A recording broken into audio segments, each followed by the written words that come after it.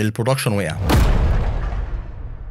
طبعا لو انت سيستم ادمنستريتور او حتى شغال في اي مكان في الاي تي وسمعت الكلمه دي اكيد قلبك هيقع في رجليك. في الفيديو ده هحكي لك عن 5 مواقف وقعت فيهم البرودكشن سيستم. وايوه كان برودكشن، ما كانش داف ولا كيو اي ولا بري برودكشن، لا كان برودكشن، وفي ناس كانت عامله لوجن على السيستم وكان شغال وانا وقعته طبعا بدون قصد. وفي اخر الفيديو هقول لك ليه انا في الغالب هوقع البرودكشن سيستم تاني. انا اسمي احمد الفخراني وبقدم فيديوهات عن مجال الديف اوبس والكلاود ولينكس، وكمان ليا كورسات على منصه يوديمي. ويلا نبدأ بسم الله. طيب المرة الأولى كانت في شركة الانفراستراكشر بتاعها أو البنية التحتية بالكامل كانت على الكلاود، وتحديدا كانت على AWS. وهي بدأت كالآتي: التيم بتاعي كان عنده مشكلة، وهي إن كان عندنا ملفات كتير جدا عبارة عن صور لليوزرز المستخدمين، يعني بروفايل بيكتشرز، وكان كتير قوي، نتكلم في آلاف الصور يعني، وكانت واخده مساحه جامده على الاس 3 باكيت. احنا كنا بنستخدم اي دبليو اس، كنا بنستخدم خدمه اس 3 اللي هي خدمه التخزين الخاصه باي دبليو اس، والخدمه دي طبعا كانت بتكلفنا فلوس. اس 3 مش مجاني، بيكلفك طبعا مبلغ كل شهر، وكل ما الداتا اللي انت بتحطها على اس 3 بتزيد كل ما طبعا المبلغ اللي انت بتدفعه كان بيزيد. فمديري طلب مني ان انا اعمل اوبتمايزيشن للموضوع ده، اشوف له حل بحيث ان انا اقلل النفقات قدر الامكان. فبسيرش بسيط كده على جوجل وسيرش بسيط كده على الاي دبليو اس دوكس توصلت الى ان الاي دبليو اس 3 ليها كذا كلاس او كذا مرتبه من مراتب التخزين. المرتبه اللي احنا عليها اللي هي الستاندرد هي اعلى سعرا، وفي مراتب اقل من كده شويه، في كلاسز اقل من كده شويه. ارخصها على الاطلاق او اقلها سعرا حاجه اسمها AWS S3 Glacier. فطبعا بدون تفكير وبدون تردد ورحت داخل على السيستم عامل موف لكل الفايلز من على الاس 3 باكيت، وكان فعلا عدد كبير جدا من الفايلز وكانوا واخدين مساحه كبيره جدا. عملت لهم موف على AWS Glacier، وطبعا تخيلت بقى كده ان انا حليت مشكله كبيره من مشاكل الشركه، وان انا ممكن اترقى بقى او اخد زياده في المرتب، او على الاقل اكتب في السي في يعني ان انا عملت كاست اوبتمايزيشن للشركه، وفرت لهم فلوس كتير بالدولار وكلام من ده. فقط لأفاجئ ان تاني يوم الملفات ما بقتش موجوده. الويب ابلكيشن اللي المفروض ان هو كان يقرا من الاس 3 باكيت ويعرض الصوره على الصفحه بتاعه اليوزر، البروفايل بيكتشر بتاعته، البروفايل بيكتشر ما بقتش موجوده. ايه اللي حصل؟ رحنا بدانا ندور، بدانا نانفستيجيت، عرفنا ان الاي دبليو اس 3 جليشر اي نعم هو اقل كلاسز في التكلفه، اقل كلاس في اس 3 بتدفع تقريبا ولا حاجه مقابل ان انت تحط الفايلز بتاعتك هناك، ولكن في شرط. الشرط ده هو ان الفايلز دي ما بتبقاش متاحه ليك على طول. يعني انت لو عملت ريكوست للفايل مش هتلاقيه، انت لو عملت ريكوست للفايل على اس 3 ستاندرد هتلاقيه على طول، مفيش مشكله، لما تاخد تطلب الفايل هتلاقيه. انما على جليشير لا، للاسف الموضوع ما بيبقاش كده. انت بتعمل ريكوست للفايل، والريكوست ده اولا ما بيتنفذش في نفس الوقت، وبيتنفذ فيه على الاقل 5 دقائق، وعلى الاكثر اعتقد 12 ساعه لو انا فاكر صح. والاهم من كده انك بتدفع فلوس.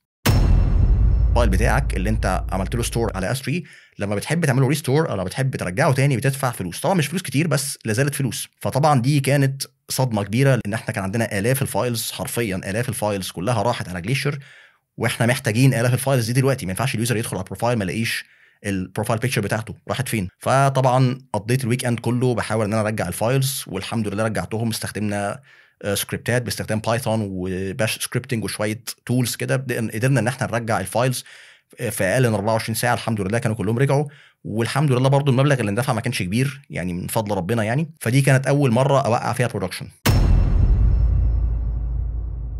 تاني مره كانت اصعب شويه. كنا شغالين على لينكس، وكان من ضمن المهام اللي انا بعملها او التاسكات اللي انا بعملها هو المفروض ان انا همسح لوج فايلز في مكان معين.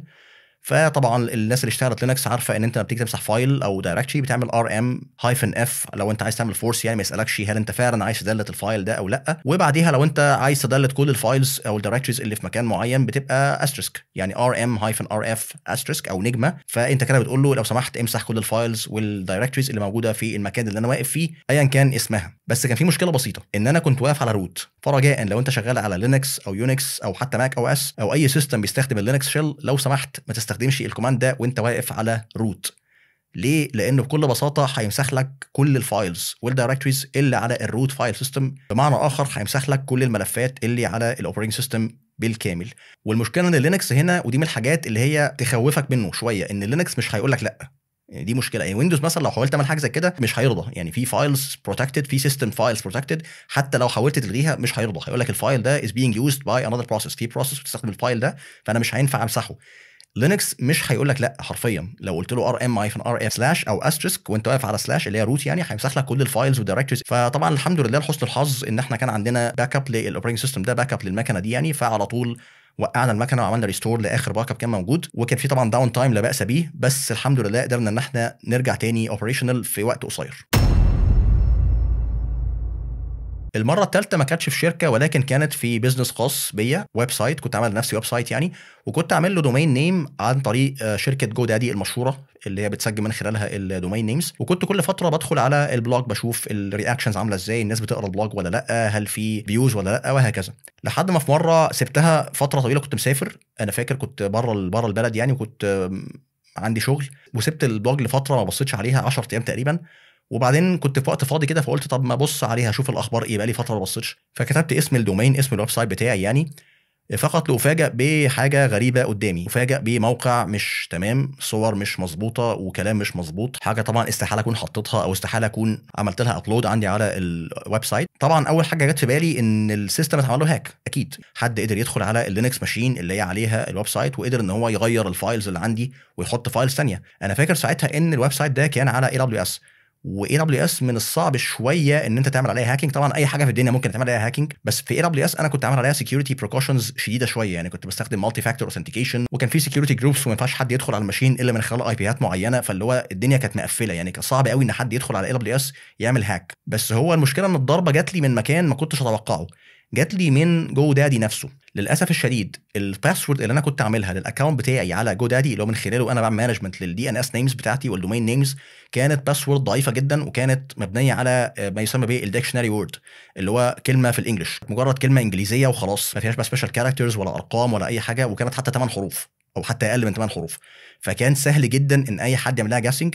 ما جاش في بالي على الاطلاق ان حد ممكن يعمل هاك على الاكونت بتاعي على جو دادي. فطبعا اللي فهمته بعد كده ولا عرفته ان في بوتس دي يعني برامج موجوده على الانترنت، هو هدفها الوحيد في الحياه انها تحاول تجرب الباسوردز بشكل عشوائي على اي سيستم موجود او سيستمز بعينها، وليكن مثلا الريجسترارز زي جو دادي مثلا وغيرها. بيحاول يجرب كومباينيشن ما بين الايميل والباسورد. لو نفع بيدخل وبيعمل حاجه اسمها دي ان اس فوروردنج. يعني بيعمل ايه؟ بيدخل على الدي ان اس بتاعك ويشيل الاي بي ادرس بتاع الماشين اللي انت المفروض تروح لها، اللي هو الماشين اللي عليها الويب سايت، ويحط بدلها فوروردنج. يبرمج الدي ان اس انه يعمل فوروردنج، او ان هو يحول اي ريكوست جايه على اليو ار ال ده ليو ار ال تاني خاص بيه. طب اليو ار ال ده بتاع ايه؟ زي ما انت عايز بقى، ممكن يبقى موقع مش تمام زي ما حصل معايا، ممكن يبقى حاجه ماليشيس مثلا تسرق منك بياناتك الشخصيه، او ان هو مثلا يبقى فيروس ينزل لك على السيستم، اي حاجه فيها اذيه وخلاص. هو الهاكرز كده للاسف يعني. فطبعا على طول رحت داخل على الاكونت بتاعي، غيرت الباسورد ده حاجه سترونج، وطبعا شلت الدي ان اس فوروردرز اللي كانت موجوده، ورجعت الويب سايت تاني زي ما كان.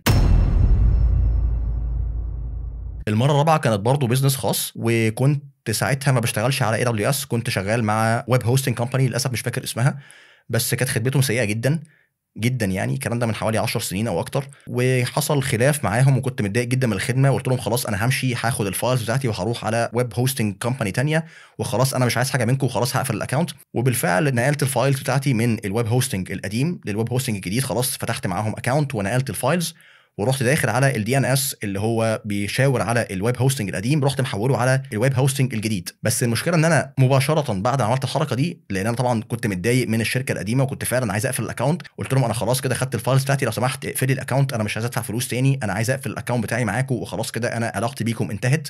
فهو كده قفل السيرفرز اللي عليها الفايلز بتاعتي. وكان ساعتها الدي ان اس بيتنقل من المكان القديم لمكان الجديد، بيحصل حاجه اسمها دي ان اس بروباجيشن، اللي هو سيرفرات الدي ان اس على مستوى العالم كله بتبتدي انها تابديت الريكوردز بتاعتها، او تحدث من البيانات اللي عندها، ان السايت الفلاني اللي اسمه www.kaza.com بقى موجود على الاي بي ده، مش الاي بي ده، اللي هو بينقل الخدمه من اي بي لاي بي. المشكله ان الدي ان اس بروباجيشن ده بياخد دقائق وساعات، ممكن يوصل ليومين 48 ساعه. ولكن طبعا لان انا كنت متضايق من الشركه القديمه، وكنت فعلا عايز امشي وفعلا عايز اقفل الاكونت، فما خدتش بالي من الموضوع ده. فكانت النتيجه طبعا ان ناس كتير كانت بتدخل على الويب سايت، بعضهم كان بيجي لهم النسخه الجديده من الويب سايت اللي هي موجوده على الويب هوستنج الجديد، وبعضهم كان للاسف بيجي له 404 او رساله بقى ان الدومين ده ما بقاش موجود. فطبعا ده اذى البيزنس شويه واذى سمعه الويب سايت، يعني الناس افتكرت ان الويب سايت قفل او انه مش موجود. فدي كانت المره الرابعه اللي وقعت فيها البرودكشن سيستم، بس المره دي كان السيستم بتاعي انا مش بتاع الشركه اللي انا شغال فيها. المره الخامسه والاخيره كان عندنا S3 باكيت على AWS، وانا عامل alert على AWS، ودي حاجه انا بنصح اي حد انه يعملها. يعني لو انت عندك حساب AWS خاص مش تبع الشركه بتاعتك، لو انت بتستخدمه لاستخدامك الشخصي يعني او للتريننج او كده، لو سمحت حط alert او alarm ان الفاتوره لو وصلت لحد معين ولتكن مثلا $10، يبعت لك ايميل يقول لك خد بالك الفاتوره بتاعتك عليت عن الحد ده، فادخل شوف ايه اللي حصل. بالذات لو انت استخدامك ليها قليل جدا، لو استخدامك ل AWS قليل جدا، اللي هو انت بالكتير مثلا في الشهر مثلا بتدفع $4 $5، ف $10 ده يعتبر اصلا مبلغ كبير. فاعمل الالارم ده للمبلغ اللي انت شايف ان هو مش هينفع ان انت تتجاوزه، وان انت لو تجاوزته هيبقى فيه مشكله. فانا كنت عامل الارم على مبلغ $10، وكان عندي ويب سايت على AWS كنت عامله ما يسمى بالسيرفرلس، اللي هو ما فيش اي ماشينز، هي بس مجرد S3 باكيت وحاجه اسمها كلاود فرونت وبس، هو ده الويب سايت. فكنت بدفع له مثلا في الشهر بالكتير 50 سنت او $1 حاجه زي كده يعني. فافاجئ ان جالي ايميل من AWS خد بالك الفاتوره بتاعتك عليت عن $10. فطبعا انا استغربت $10 ليه؟ ده انا مش حاطط اي حاجه على AWS غير الاس 3 باكيت بتاعي اللي هو في الشهر بالكتير زي ما قلنا 70 سنت، $1 ونص لما يبقى عن الفيوز كتيره جدا، فليه $10؟ فدخلت عملت انفستيجيشن، فوجئت ان في شخص ما، او طبعا بوت، هو مش شخص اللي بيعمل الحاجات دي ولكن هي بوت، بعت 1,500,000 ريكوست في اقل من ساعه. انت متخيل الرقم؟ بعت عدد مهول من الريكوستس على الويب سايت بتاعي، لا لشيء الا ان هو يوقع الويب سايت. طبعا دي حاجه في السايبر سيكيورتي اسمها الدي او اس اتاك او الدينايل اوف سيرفيس اتاك، اللي هو بيحاول ان هو يشغل السيرفيس بتاعتك بعدد كبير جدا من الريكوستس، فلما السيرفيس بتاعتك ما تبقاش قادر انها ترد على الريكوستس بتوعها، او على الاقل بتمنع الشخص الليجيتيميت او الشخص القانوني اللي هو اليوزر العادي اللي هو زي انا وانت ان احنا نقدر نستخدم السيرفيس دي، بيحرمك من الخدمه. طبعا لو ما يعرفش ان انا شغال على S3، و S3 هي اصلا معده انها تستقبل 1.5 مليون ريكوست في الساعه، مش هتقول لك لا، بس هي هتحاسبك على الريكوست دي. كل ريكوست بتجيلك S3 بيحاسبك عليها، وطبعا بيحاسبك عليها بمقدار يسير جدا، بتتكلم في سنتات يعني، ولكن مع 1.5 مليون ريكوست انت بتتكلم في مبلغ. الفاتوره عدت $10، ولو كنت ما وقفتش الاتاك ساعتها كان ممكن الفاتوره تعدي $10 دي باضعاف اضعاف. انا بقول لك 1.5 مليون ريكوست في اقل من ساعه، فتخيل لو سبتها يوم كان عمل ايه. فطبعا دخلت وقفلت الويب سايت تماما، هو اصلا ما كانش عليه حاجه، الويب سايت كان مجرد بلوج عليها بعض المقالات، ما فيهاش اي حاجه مثلا تستدعي ان حد يعمل عليها هاكينج او DOS، بس هو بكل بساطه زي ما قلت لك هو في بوتس على الانترنت، هي البوتس دي هدفها في الحياه انها تهاجم الويب سايتس اللي هي مش محميه بشكل كافي، او اللي عليها باسوردز ضعيفه، او اللي عليها اي ثغره امنيه. هو بس كل اللي بيعمله ان هو بيستخدم الثغره الامنيه دي عشان يوقع الويب سايت او يأذيه بشكل ما او باخر. هي دي الانترنت، دي حاجه مش هينفع نغيرها يعني. فدول كانوا ال5 مرات اللي انا وقعت فيهم البرودكشن، سواء في الشركه اللي انا شغال فيها او في البيزنس الخاص اللي انا كنت بعمله. خليني بقول لك ليه انا معرض ان انا اعمل نفس الاخطاء دي للمره الثانيه. بكل بساطه لان لو النصيحه اللي انت هتقولها لي هي خد بالك، فهذه النصيحه لا تجدي شيئا، انا اسف. يعني انت لو هتقول لي خد بالك المره الجايه، ما هو انا اكيد كنت واخد بالي، ما هو مفيش حد في الدنيا بيشتغل لو مش واخد باله. الهيومن ايرور ده حاجه جزء من الحياه، ما ينفعش انها تنفصل عنه. يعني الخطا البشري ده ما ينفعش ان احنا نتجاهله مهما كنت مركز، مهما كنت واخد احتياطاتك. الهيومن ايرور موجود، احنا بشر، كل ابن ادم خطاء، اي بني ادم لازم يغلط. امال انت بتنصحني بايه؟